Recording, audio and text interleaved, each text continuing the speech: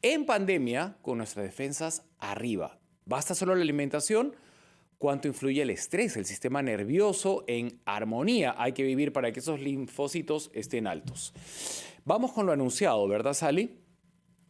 Bienvenido, señor Juan Cadillo. Gracias por estar con nosotros en Encendidos.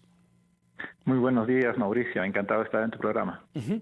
Eh, ¿Cómo ha recibido el anuncio de la comisión multisectorial que dio ayer la presidenta del Consejo de Ministros, Mirta Vázquez, con miras a asegurarnos un retorno a clases, bueno?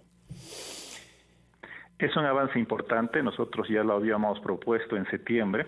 Esta comisión se tenía que formar lo más rápido posible porque hay un conjunto de responsabilidades que tienen que ser asumidas. La educación no solo es tarea del Ministerio de Educación, valga la redundancia, sino también es una tarea conjunta de la sociedad en la cual tienen que intervenir los ministerios. Por ejemplo, en el caso del Ministerio de Salud, revisando para el regreso que no solo se aplique la vacuna del COVID, sino el calendario de vacunas que tienen que tener todos los niños, ya que existe un conjunto de enfermedades que por lo general también se presentan en las escuelas, en especial a los niños, por lo cual tienen que tener las vacunas completas. Otro elemento, por ejemplo, es en el caso del Ministerio de Transportes y Comunicaciones, como nosotros ampliamos elementos del Internet, pero además cosas vitales, como es el transporte público. Sabemos muy bien, por ejemplo, que muchas veces los colectivos, las combis no recogen a los niños y porque los niños pagan menos, por ejemplo, un medio pasaje. Entonces es muy importante, por ejemplo, el recojo, como el Ministerio de Transportes y Comunicaciones garantiza el recojo de los estudiantes para asistir, por ejemplo, a sus centros educativos. Lo mismo pasa con el Ministerio de Vivienda con respecto a la provisión de agua. Y igual, ¿no? El ministro de Educación ha anunciado el trabajo, por ejemplo, con el Ministerio del Interior, para el cuidado de los niños, cómo salen, cómo ingresan, y también con el ejército para lograr la respección de las escuelas. Y así, en general, necesitamos establecer un conjunto de metas, responsabilidades, y estas responsabilidades y metas tienen que también ser financiadas adecuadamente y con cargo a los presupuestos. Y para ello es muy importante esta comisión. Felizmente ya hay una voluntad política de poder hacerla. Sí, la voluntad política existe, pero también hay sindicatos dentro del Ministerio de Educación y del Magisterio que van poniendo vallas, y de eso hemos sido todos testigos de excepción, más aún usted, que ha estado en el cargo de ministro. ¿Cómo vamos a contrarrestar esto cuando, por ejemplo, en Cajamarca vemos que ya están listos, inclusive para la presencialidad, pero en Piura un director de educación dijo que de ninguna manera iban a abrir los colegios, que se cerraban radicalmente basándose en estudios que nunca mostró? Entonces la posición de una región con relación a otra es abismalmente distinta. Mire, para este trabajo con las regiones es muy importante la coordinación con la Asamblea Nacional de Rectores, de gobiernos regionales. En el caso de los gobiernos regionales, son ellos los que dirigen las políticas en sus propios territorios, y por ello también es clave la coordinación con los gobiernos regionales y con las municipalidades. Por lo general siempre hay este tipo de posturas, y ahí el elemento de convencimiento y liderazgo que tiene que tener el Ministerio de Educación. Como tú dices, hay que tener información científica y precisa, y para ello es importante las reuniones que se tiene, por lo general semanal o quincenalmente, con los directores regionales, y en eso tiene que ser realmente establecer la pauta y el liderazgo del Ministerio de Educación, claro, proveyendo las condiciones necesarias y también los presupuestos. Muchas veces hablamos de la voluntad política. Esta voluntad política tiene que estar acompañada con un conjunto de metas y fundamentalmente del cumplimiento presupuestario. Es por eso que a mí me alegra que dentro de esta comisión multisectorial o interministerial también esté el Ministerio de Economía. Y está la propia presidenta del Consejo de Ministros, Mirta Vázquez, ha dicho que va a coordinar directamente con el ministro de Educación y otros ministerios. Pero dinero, presupuesto asignado en proporción a resultados, ¿cree que han ido de la mano? Revisando el pasado. Mira, por lo general siempre hemos tenido una baja ejecución presupuestal. Es por eso que hay un presupuesto establecido denominado PELA, que es un presupuesto por resultados que tiene el propio Ministerio de Educación, que está al margen de muchos vaivenes políticos, ¿no? Es un conjunto de lineamientos que tienen que cumplirse sí o sí. Por lo general, varias cosas o varios elementos cambian muy rápido y lo hemos visto, por ejemplo, cuando hay un cambio de ministros. Lamentablemente necesitamos que ya en el sector de educación se establezca un conjunto de compromisos mínimo hasta el cumplimiento del periodo presidencial del profesor Castillo. Lo comprometo a seguir con nosotros en Encendidos en los próximos minutos, porque sería importante que un profesor con su experiencia trate o intente despejar los miedos que hay en algunas familias del país que nos están escuchando en este momento con relación a mandar a los chicos al colegio y que regresen contagiados. Hablamos de espacios seguros, hablamos de doble mascarilla, hablamos de tamizajes dentro de las escuelas. Sin embargo, no hemos logrado despejar los miedos que hay en muchas familias. Y en ese sentido creo que usted es el indicado para valorar la presencialidad. Muchos padres creen que lo virtual es equiparable a lo presencial. Y de eso quisiera, por favor, encargarme en el siguiente bloque. Señor Juan Cadillo, que está con nosotros en línea, ha tenido la paciencia de esperar, era una noticia que no podía postergarse, así son los programas en vivo, y le habíamos planteado a él precisamente cómo ir despejando los temores. Él se ha mostrado a favor de esta comisión multisectorial que ha anunciado la presidenta del Consejo de Ministros, Mirta Vázquez, para asegurar un retorno seguro a los colegios en marzo. Hay unas regiones muy avanzadas, otras muy desfasadas, pero lo que sentimos es que hay un comprensible miedo en algunas familias con relación a mandar a los chicos al colegio por temor a contagio. ¿Cómo se hace en ese terreno para irlos despejando y que todos tengan una educación pareja, señor Cadillo? Es un tema mucho de información y muy bien hace tu medio de publicitar estos elementos de la vacunación, que es un elemento clave para garantizar que los niños no van a sufrir la enfermedad de manera grave ni van a morir. Creo también que los informes o reportes científicos indican que los niños sufren menos por el COVID.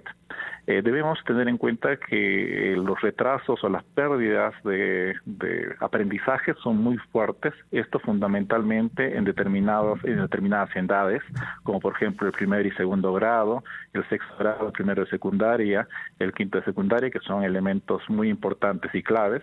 Lo fundamental es que la escuela tiene que organizarse en torno a sus profesores, padres de familia y las organizaciones que están a su alrededor. Eso es muy importante y vital. Tenemos que ir garantizando y el cumplimiento de determinados protocolos que son claves para mantener la salud. Ningún colegio es totalmente seguro.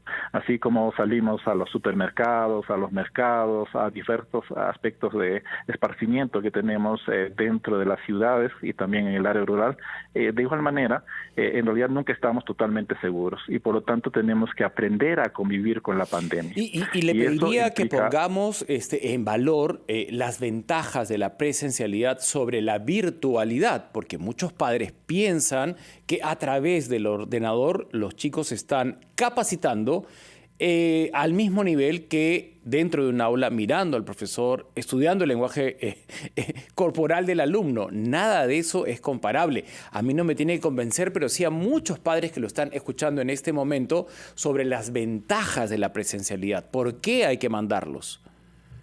Efectivamente, Mauricio. Uno de los elementos quizá bien importantes es la sociabilidad del ser humano. Nosotros tenemos un aspecto que aprendemos en grupo. Aprendemos de otros, viendo, palpando, conversando. Hay un aspecto emocional clave, muy importante para el aprendizaje. Y este desarrollo emocional y social es muy importante para lograr aprendizajes, en especial donde todavía no hay autonomía. Por lo general, el sentido de autonomía, es decir, de querer aprender por sí solo, es un proceso que se va desarrollando y es denominado de autonomía. Este proceso necesita ser trabajado de manera presencial. Es por ello muy importante que los niños, en especial en la educación primaria, tengan la relación social para formar esta autonomía. El otro elemento importante es que por lo general las pantallas si bien es cierto, recibimos un caudal enorme de información, es importante el aspecto de la retroalimentación y el trabajo que se tiene que desarrollar en torno a nuevas metodologías o nuevas estrategias de trabajo.